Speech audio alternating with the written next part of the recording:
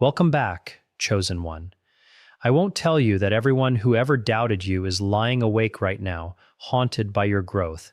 I'll tell you something quieter instead, and probably harder to hear. You were never at war with them. You were negotiating with yourself, quietly, for years, and the day you finally started winning that negotiation, your life began rearranging itself around the truth, not around anyone's fear of you.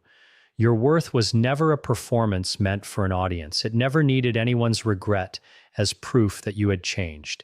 Healing stands on its own 2 feet, with no witnesses required, and that is a far harder truth to live inside than the fantasy of being feared, because it means the work is entirely yours to carry. Nobody else has to lose anything for you to win. Nobody has to be humbled on your behalf. You are the only one who has to show up for this, over and over, on days when it would be so much easier not to. Think back on the years you spent making yourself smaller, chosen one, not because you were weak, but because somewhere along the way, you learned that your fullness made other people uncomfortable, and quietly, without ever announcing it, you decided their comfort mattered more than your own truth. You laughed at things that did not deserve your laughter. You apologized for opinions that needed no apology. You shrank your dreams down to a size that would not threaten the people across the table, and you called this being easy to get along with. You called it kindness, but somewhere inside, a part of you always knew the real name for it, and the real name was self-abandonment, dressed up in a softer voice so it wouldn't frighten you. There is a particular kind of exhaustion that comes from constantly editing yourself down to fit into other people's comfort zones. It is not the exhaustion of hard work. It is the exhaustion of a performance that never ends, a role you never auditioned for, but somehow got cast in anyway. You learned the lines so well that you forgot you were reciting a script at all. You mistook the character for yourself. And the strange thing about that kind of exhaustion, chosen one, is that it hides so well behind competence. You can look like you're thriving while quietly starving for the version of yourself you buried to keep the peace. Nobody applauds the day you stop doing that. There is no gasp, no dramatic reveal, no jaw hitting the floor. It happens in a small, unremarkable moment nobody else notices. Someone asks for something you don't have the capacity to give, and instead of saying yes out of guilt the way you always used to, you simply say, "I can't do that right now." No lightning, no stunned silence, just an ordinary sentence, spoken plainly, maybe for the first time in years, and it is worth more than every dramatic monologue about your other half finally rising from hiding. Real growth is not becoming a storm that makes people flinch when you walk into a room. It is becoming steady enough that storms no longer move you at all. Wanting to be feared and wanting to be free sounds similar when someone is selling you a shortcut, but they are not the same road. Fear needs an audience to survive. It needs someone reacting, someone flinching, someone watching, or it simply stops existing. Freedom needs none of that. It stands quietly, whether anyone is watching or not, which is exactly why it lasts and fear never does. Consider for a moment how much energy fear actually costs to maintain. To be feared, you must constantly perform intimidation. You must keep the mask sharpened, keep the edges visible, keep proving something to people who were never going to be satisfied anyway. It is a full-time job with no vacation days, chosen one, and the wage is other people's discomfort, which is a currency that buys you nothing real. Freedom, on the other hand, costs nothing to maintain because it was never a performance to begin with. It simply is. You wake up free the same way you wake up breathing, without needing anyone's permission or applause. Here is something worth sitting with, even though it isn't comfortable. Most of the people who once underestimated you are not thinking about you right now. They are not lying awake, replaying the moment they misjudged you. They are living their own complicated lives, carrying their own weight, distracted by their own storms. most of which have nothing to do with you at all. That is not an insult, it is actually the door out, because if your peace depends on their regret, you are still tied to them by an invisible leash, still handing them the power to decide whether you get to feel okay today. Real freedom is the day you realize you don't need their eyes on you in order to be whole. It can feel almost insulting at first.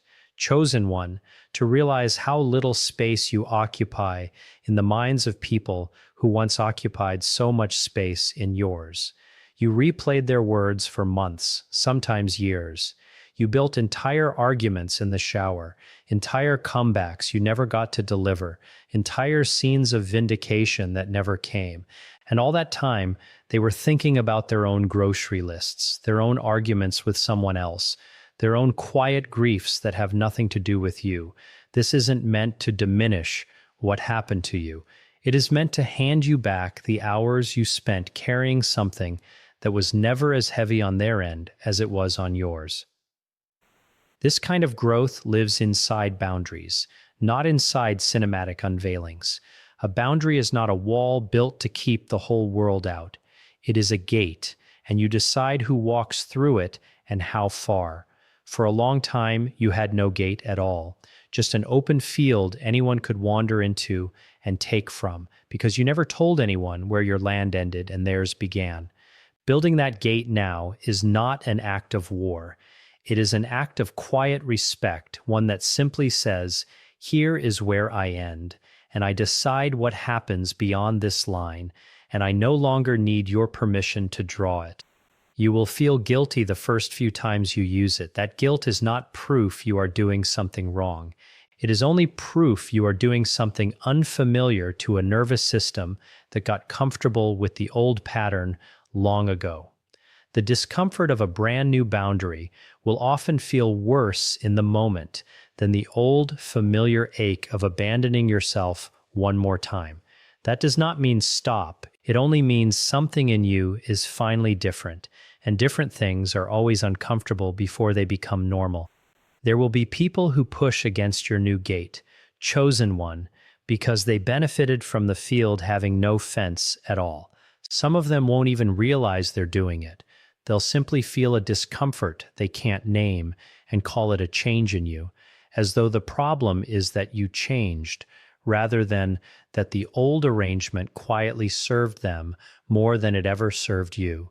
You do not need to explain yourself into a corner to justify a boundary. No is a complete sentence, even when it doesn't come with a paragraph of apology attached to it. Not everyone who ever doubted you was your enemy.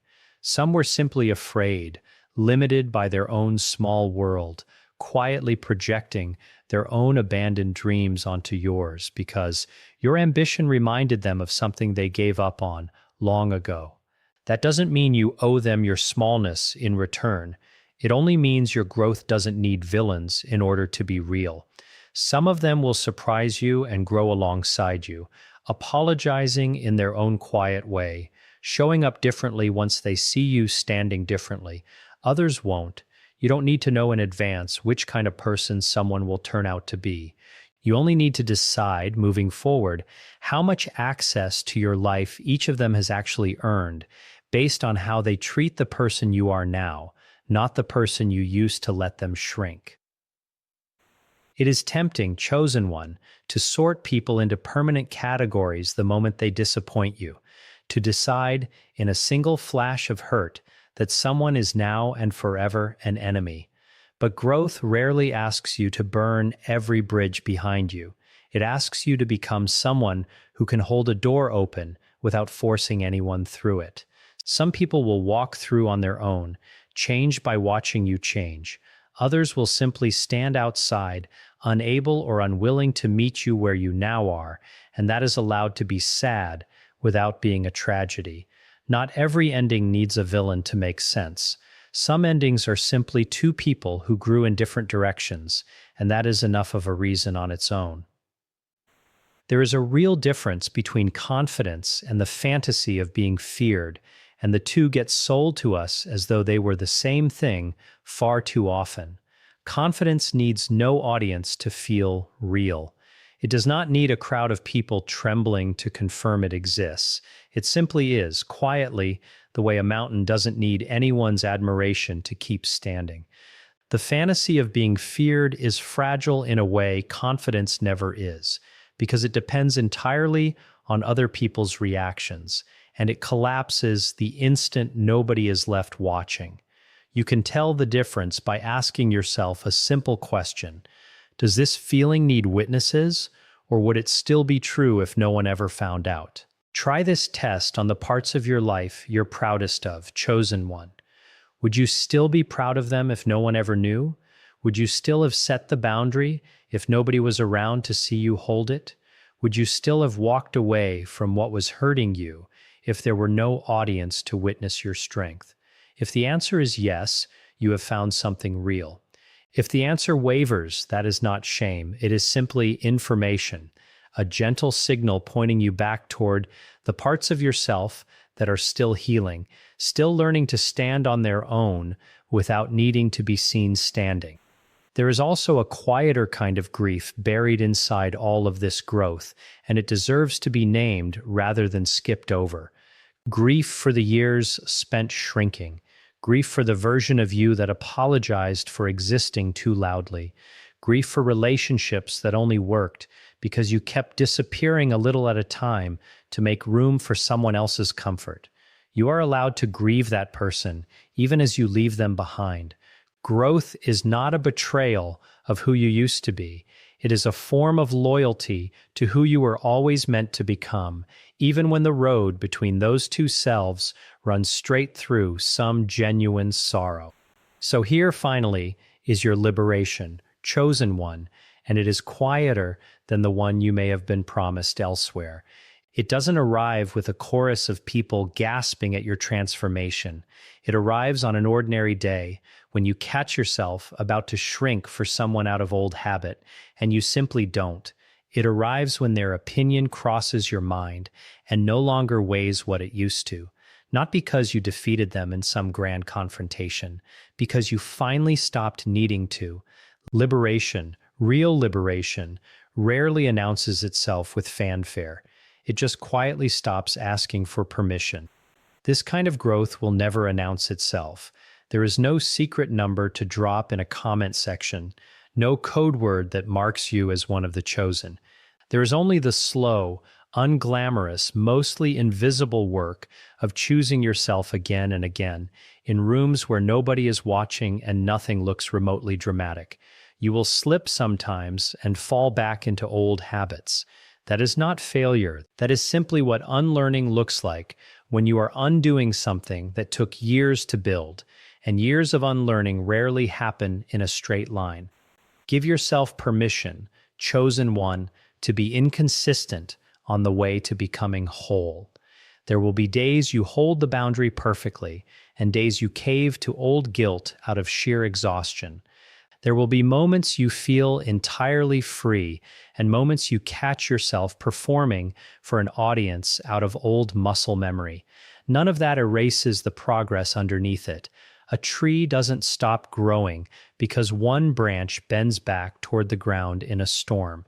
It simply keeps growing, season after season, in whatever direction the light keeps pulling it. So here's the last thing I want to leave you with, chosen one, because it matters more than anything else in this message. You do not need anyone to fear you in order to know that you are strong. You only need your own respect, given to yourself quietly and consistently on ordinary days when nobody is clapping and nothing looks like a movie at all. That is where real power has always lived, not in the dramatic reveal, not in anyone else's reaction, but in the thousand small, unnoticed moments where you chose yourself anyway and kept choosing, long after anyone was still watching to see if you would.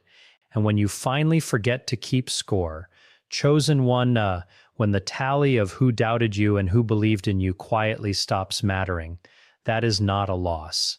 That is the whole point.